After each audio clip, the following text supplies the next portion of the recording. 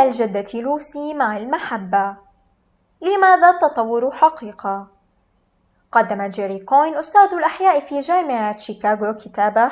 لماذا التطور حقيقة، على أنه أساس لإيجاد أدلة على نظرية التطور، لا بهدف حسم الجدل بين الخلقيين والداروينيين، وإنما لكي يتوفر لمن يثقون بالعلم ما يعد موجزا بليغا عن سبب إدراك العلم الحديث للتطور كحقيقة. هذا التوجه يبدو جليا في عدة مواضع من الكتاب، مثل قوله: صحيح أن التطور راسخ بشدة كحقيقة علمية، ولا يحتاج علماء الأحياء إلى إقناع أكثر في هذا الصدد، لكن الأمور مختلفة خارج الدوائر العلمية. فبالنسبة إلى الكثيرين من العامة، تزعج نظرية التطور إحساسهم بالنفس، حيث تدمر فكرة أن البشر استثناء، ويحل مكانها أن الكائن البشري واحد فقط من المنتجات الكثيرة لعملية الانتخاب الطبيعي.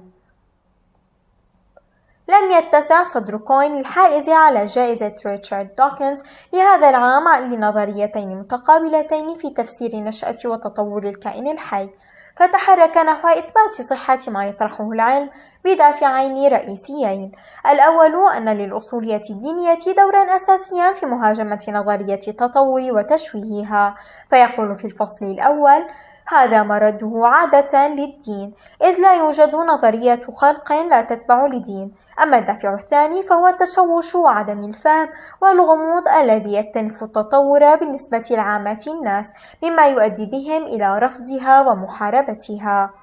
وأصاب المؤلف إذ شرح نظرية التطور من خلال تقسيمها إلى 6 أجزاء، معرفا كل جزء على حدة بأسلوب مبسط استخدم فيه المنطق التالي: إذا كانت نظرية التطور قد قدمت إجابات علمية ومنطقية للأسئلة المتعلقة بالنشوء والتطور، وقامت بوضع تنبؤات عن تغيرات جينية أثبتت الأبحاث لاحقا صحتها، فلماذا لا نزال نعتقد أنها مجرد نظرية قابلة لنظرية الخلق؟ سعى جيري كوين في كتابه إلى حصر كافة الشكوك والاتهامات الموجهة لنظرية التطور وتفنيدها واحدة تلو الأخرى. ففي الفصل الثاني أخذ المؤلف بتبسيط مفهوم نظرية التطور، منطلقا من مقولة العالم داروين: قشرة الأرض هي متحف ضخم. وهذه تماما هي وظيفة السجل الأحفوري الذي يعكف العلماء على تتبعه من خلال البحث على المستحاثات والأحافير وترتيبها من الأقدم إلى الأحدث، اعتمادا على تقنية النشاط الإشعاعي. ومما يجعل من هذا الكتاب فريدا من نوعه في هذا المجال هو بساطة طرح الموضوع كان في غاية التعقيد بالنسبة للناس، إضافة إلى الاستشهاد بتجارب علماء أحياء وطبيعة كانت لهم جهود كبيرة سبقت أو عاصرت داروين، مثل كارل لينوس وألفريد راسل، أو من العلماء الذين أضافوا لاحقا الكثير لنظرية التطور، مثل جون ويلز، وأستاذ علم التشريح في جامعة واترزراند جنوب أفريقيا رايموند دارت، مكتشف أعظم أحفورة في القرن العشرين. يشرح الكتاب مفهوم الأعضاء الأثرية، والذي يركز على وجود أدلة على التطور من خلال فقدان بعض الأنواع الحية حاجتها لجزء من أعضائها، كوجود عضلة في رقبة الإنسان كانت لها فيما مضى مهمة تحريك الأذنين، والتي لا زالت تعمل بشكل نادر عند بعض البشر اليوم. كما يتطرق أيضا لمفهوم التأسل أو السمات السلفية، وهي ظاهرة نادرة تتمثل بولادة كائن حي على شكل يعتبر شاذا عما هو عليه أقرانه الآن من نفس النوع، ولكنه في الحقيقة استعادة لصفة جينية أقصاها الانتخاب الطبيعي عبر الأجيال. ثم يعالج الكاتب بأسلوب شيق على مفهومي علم الأجنة والتصميم السيء، وهي نظرية تقول بأن وجود تصميم سيء في بنية الكائنات الحية بشكل متفاوت يدلل على عدم وجود تدخل هندسي في تكوينها. إن تدريس علم الأحياء جنبا إلى جنب مع نظرية الخلق هو كتعليم السحر والعرافة إلى جانب الطب.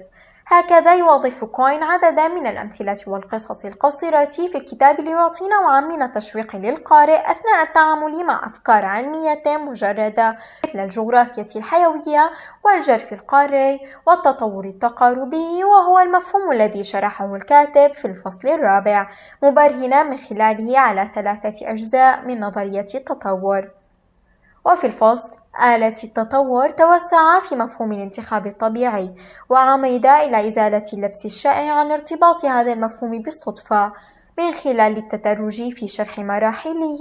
والشروط التي يتطلب توافرها، وميز بينه وبين عملية الانجراف الجيني، كما استخدم عملية الانتخاب الطبيعي في تفسير تطور العين، مستندا لما قدمه العالمان نيلسون وبيلج في دراسة نشرت في مجلة رويال سوسايتي عام 1994 بهدف تقدير كمية الزمن التي استغرقتها العين للتطور لما هي عليه الآن، والتي جاءت لتعزز فرضية داروين حول تدور الانتخاب الطبيعي في ذلك.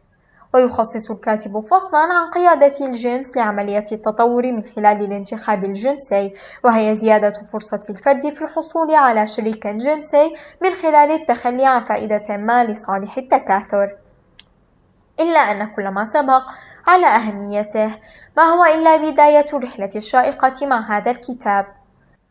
فعندما تصل إلى الفصل 8 منه ستجتاحك موجة من الإثارة تبدأ مع السطر الأول في هذا الفصل، الذي ستتعرف من خلاله على الحلقة المفقودة التي أيدت نظرية داروين، ومقارنات بين 15 نوعا بشريا تمت تسميتها من خلال من تحدروا خلال 7 ملايين سنة مع اختلافات متفاوتة في تطورهم، ثم يعيدنا مليوني سنة للوراء للتعرف على أول أنواع البشر الناطقة، مرورا بالقصة الكاملة لاستكشاف المستحثة الأشهر لوسي في أثيوبيا 1974، والتي شكلت ثورة في نظرية التطور واعتبرت لعقود جدة البشر. يوضح كوين في نهاية هذا الفصل الاختلافات الجينية بين البشر والشمبانزي، ثم التباين الجيني بين أجناس البشر أنفسهم والناتج عن الانتخاب الجنسي. وفي الفصل الأخير أعاد الكاتب تصويب الأنظار نحو الهدف، وهو تبني نظرية التطور كحقيقة، فيقول: بما أنك قد قرأت وصولا إلى هذا، فإني آمل أنك قد اقتنعت بأن التطور أكثر بكثير من مجرد فرضية علمية، إنه حقيقة علمية. ويركز كوين في هذا الفصل على تطور سلوكيات البشر واحتمالية أن القيم والتصرفات البشرية عرضة للتطور والانتخاب الطبيعي أيضا، وتطرق الكاتب لهذا الجزء بالذات نابع بشكل أساسي من قناعاته بأن رفض الناس لنظرية التطور مرده غالبا الخوف من انهيار الأخلاق ومنظومة السلوكيات التي اكتسبت عبر آلاف السنين قدسية إلهية، وليس رفضهم فكرة الانحدار من القرود العليا. لكن هنالك شيئا أكثر روعة، أننا كائن وحيد الذي قد أورثه الانتخاب الطبيعي دماغا معقدا بشكل كاف لإدراك القوانين التي تحكم الكون وكيف أتينا إلى الوجود. بهذه العبارة لخص جيري كوين تطلعاته لهذا الكتاب، والذي يحتوي ملحقا بتعريفات المصطلحات العلمية ورسوم توضيحية ومراجع إلكترونية يمكن زيارتها لمعرفة المزيد حول الأمثلة التي وردت في الكتاب. وقد صدر مؤخرا للمؤلف كتاب الإيمان في مواجهة الحقيقة عن مجموعة بنجوين للنشر 2015.